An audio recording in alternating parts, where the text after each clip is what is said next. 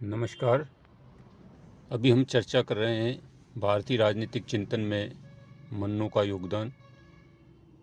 निम्न बिंदुओं में मन्नू के योगदान को हम व्यक्त कर सकते हैं। पहला है, प्रथम भारतीय राजनीति शास्त्री। विश्व के प्राचीनतम प्रमुख राजशास्त्रों में मन्नू की गणना की जाती है, किंतु भारतीय संदर्भ में उन्हें प्रथम प्रमुख राजनीतिक शास्त्री होने का गौरव प्राप्त है। उन्होंने सर्वप्रथम वेद, सूत्र ग्रंथ, ब्राह्मण ग्रंथ आदि राजनीतिक परंपराओं को एक व्यवस्थित एवं संगठित रूप में प्रस्तुत किया। दूसरा, राज्य के देवी सिद्धांत के साथ राजा की सीमित सत्ता का सिद्धांत। मनु ने राज्य की देवी उत्पत्ति के सिद्धांत का प्रतिपादन किया है और इस दृष्टि से सामान्यतया उसे निरंकुश राजतंत्र का समर्थक समझ लिया जाता है। मनु की धारणा राजा के देवी अधिकारों को मान्यता देकर प्रजा के प्रति व्यवहार में अपने देवी दायित्व को समझने और धर्मानुकूल आचरण करने की है। इस प्रकार मन्नू के राज्य की देवी उत्पत्ति धारणा निरंकुश राजतंत्र का पथ प्रशस्त करने के बजाय प्रजा को धर्म एवं सदाचरण के नियमों में आबद्ध करने का साधन बन गई। तीसरा, राजधर्म की विस्तृत विवेचना। उन्होंने राजा, सप्तांग सिद्धांत, मंत्री परिषद, सामान्य प्रशासन, राजकोष, दंड, न्याय व्यवस्था, परराष्ट्र संबंधों का संचालन आदि विषयों पर विस्तृत विवरण दिया है।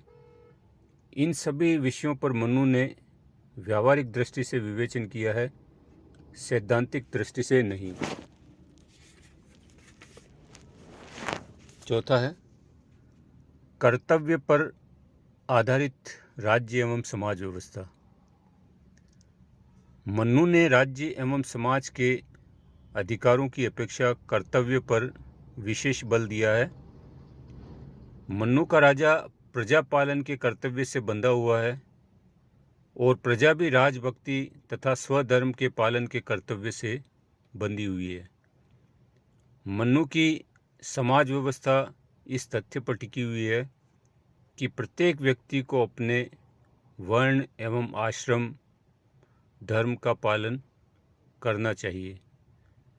पांचवा, यथार्थवादी, व्यावहारिक व नैतिकता से युक्त विचार।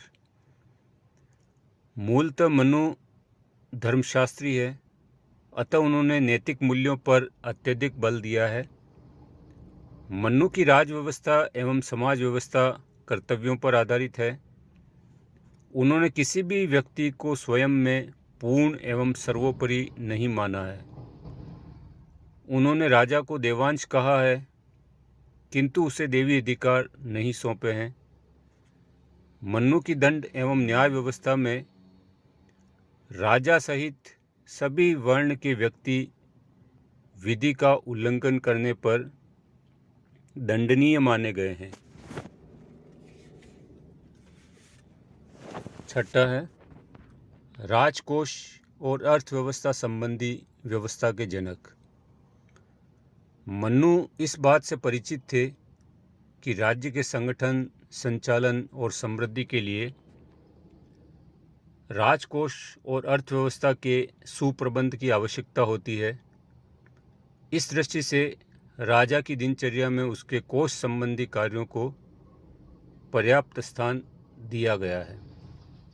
सातवां, प्रथम विधि संहिताकार। मनु ने वैदिक परंपरा की बिखरी हुई विधियों को एक ग्रंथ के रूप में प्रस्तुत किया है। इस दृष्टि से मनु भारत के प्रथम विधि संहिताकार है। मनु ने न्यायिक मुकदमों को दो भागों में बांटा है, हिंसा संबंधी विवाद तथा धन संबंधी विवाद।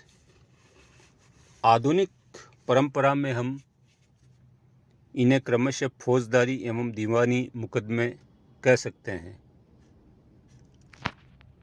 आठवां, राजनीति प्रशासन का विस्तृत विवरण। मनु ने राजनीतिक प्रशासन के अंग के रूप में राजा, मंत्री परिषद, प्रादेशिक प्रशासन आदि पर विस्तार से विचार किया है। उन्होंने राजा के गुण, कर्तव्य एवं दिनचर्या पर विचार करके आदर्श राजतंत्र की स्थापना की चेष्टा की है। 9वां, अंतर्राष्ट्रीय राजनीति संबंधी विचारों का प्रतिपादन। मनु ने अंतर्राष्ट्रीय संबंधों को प्राचीन भारत के संदर्भ में प्रकट किया है, किंतु इनमें से कुछ विचार आधुनिक युग में भी महत्वपूर्ण हैं, जैसे शागुन नीति और मंडल नीति। मनु का मंडल सिद्धांत मूलतः शक्ति सिद्धांत है, जो राज्यों के बीच स्थायी शांति की स्थापना में मददगार है। मनु के युद्ध संबंधी विचार उन्हें अंतर्राष्ट्रीय राजनीति के आचार्यों में प्रमुख स्थान दिलाने में समर्थ है। मनु ने पराजित राष्ट्र के प्रति विजेता राजा के व्यवहार की जो नीति बताई है, वह आदर्शवादी विचारधारा का प्रमाण है। अंतिम है 10वां, वैदिक परंपरा की स्मृति। मनुस्मृति में जिस राज्य व्यवस्था का विवरण दिया है, उसका संबंध वैदिक समाज व्यवस्था से है। उन्होंने वेद, सूत्र ग्रंथों एवं ब्राह्मण ग्रंथों में वर्णित वर्ण एवं आश्रम धर्म, सदाचार के नियमों को व्यवस्थित रूप में प्रस्तुत किया है। इन्हीं गुणों के कारण मनुस्मृति को वैदिक परंपरा की स्मृति कहा गया है। राजनीतिक दृष्टि से मनु की कमी यह कही जा सकती है कि उन्होंने राजा की देवी उत्पत्ति सिद्धांत को स्वीकार किया है और वे किसी भी प्रकार की लोकतंत्री मान्यताओं से अपरिचित थे। सामाजिक दृष्टि से उनकी कमी यह है कि ब्राह्मण वर्ग की सर्वोच्चता के वे उग्र समर्थक थे। उनके द्वारा प्रतिपादित वर्ण एवं आश्रम की व्यवस्था भारतीय समाज की आर्थिक शोषण की जटिल समस्या के समाधान में असफल रही और इसने अन्य अनेक प्रकार की सामाजिक जटिलता तथा तनावों को जन्म दिया है। धन्यवाद।